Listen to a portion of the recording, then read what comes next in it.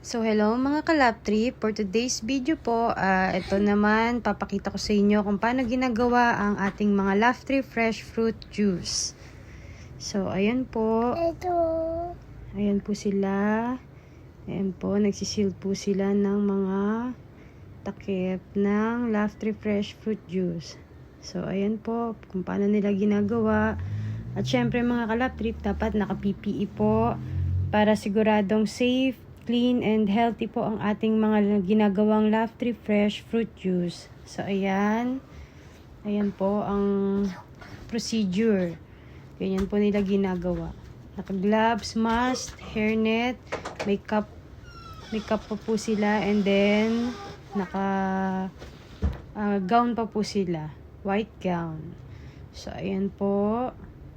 Ayan, fresh na fresh po ang ating mga Laugh Tree Fresh Fruit Juice. So, thank you mga kalap trip. Bye-bye!